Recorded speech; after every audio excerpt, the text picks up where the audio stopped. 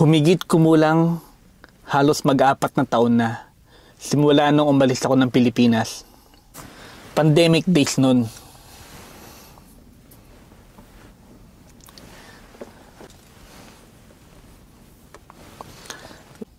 Pandemic days nun, medyo lumuluwag na kaya nakapag-flight ako.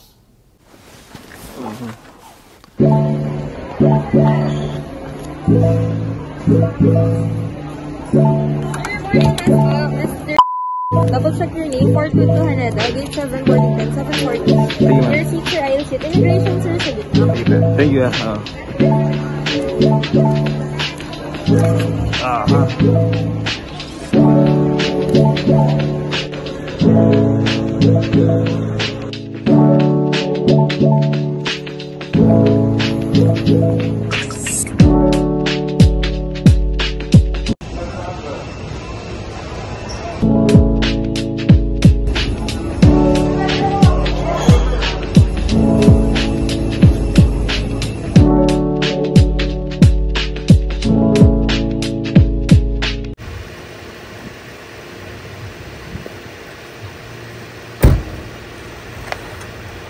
February 17, Alberta, Canada. Ngayon ay family day dito. At lamig, sobra.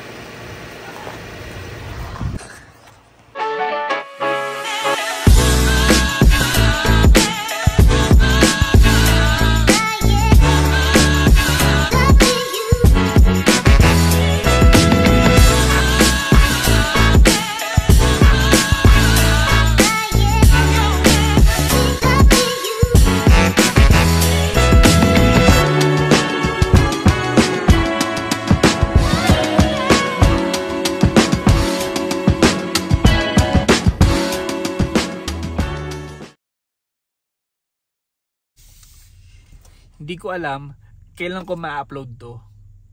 Family day ngayon dito sa Canada. At dahil family day, sobra ako na-homesick. Namiss ko yung mag-iingat ko.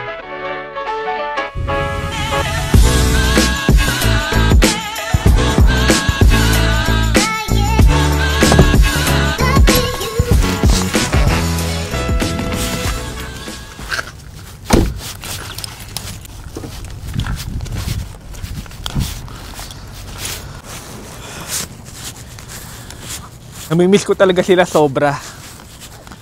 Sana ma-approve na yung application namin dito para magkasama-sama na kami at para makasama ko na sila.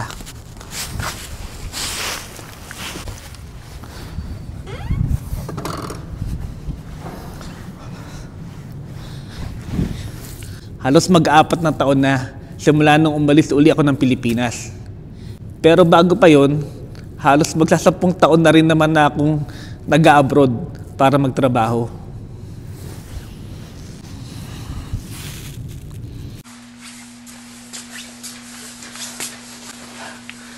Ang pinagkaiba nga lang, noon, kasama ko yung mag-iina ko.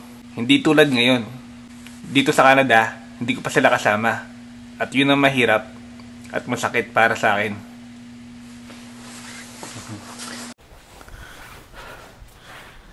Pero kinakaya.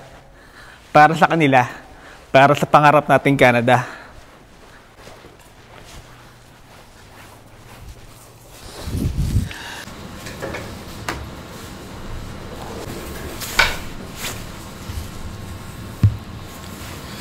Pero kahit ganito yung nararamdaman ko, dapat ko lang muna i-enjoy yung ngayon at itong Canada.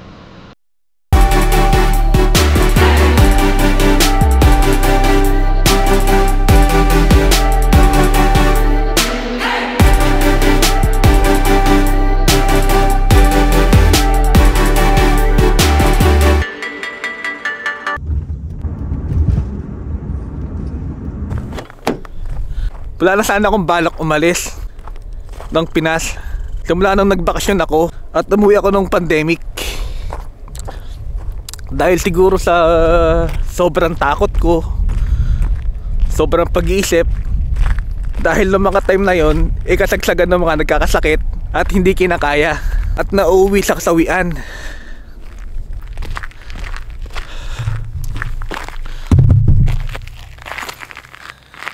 Sabi ko, baka ito na yung sign para umuwi ako ng Pinas at makasama ko yung buong pamilya ko.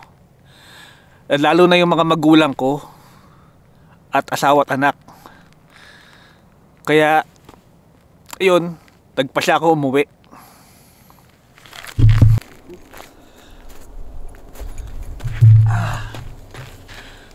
Pero, may isang pagkakataon na nagbigay sa akin ng idea.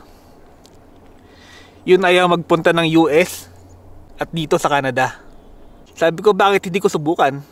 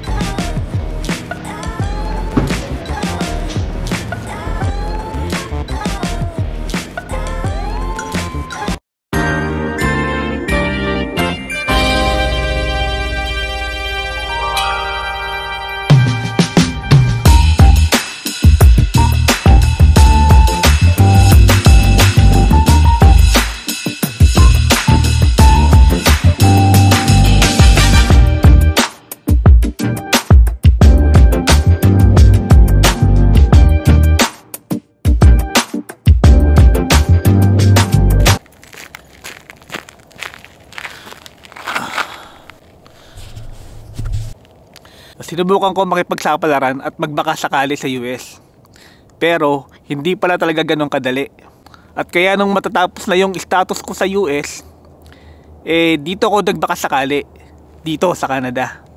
Sakto, itong mga time na yon, naglabas ang Canada ng temporary policy na yung mga visitor pwede maghanap o mag-apply ng trabaho o work permit inside Canada.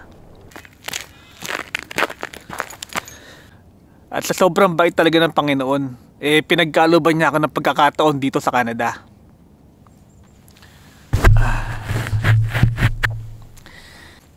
Yun ay ang makahanap ako ng employer o ng trabaho dito sa loob ng Canada.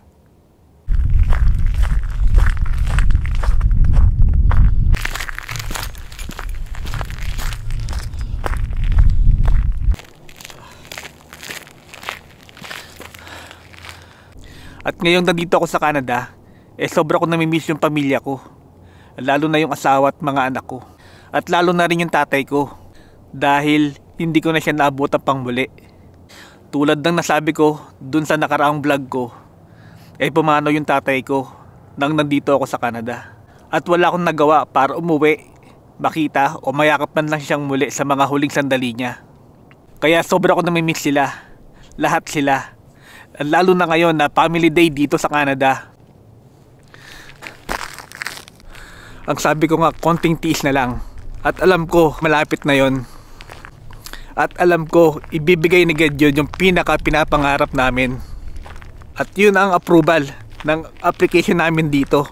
Application namin ng PR dito sa Canada. At alam ko, malapit na yon. In God's will.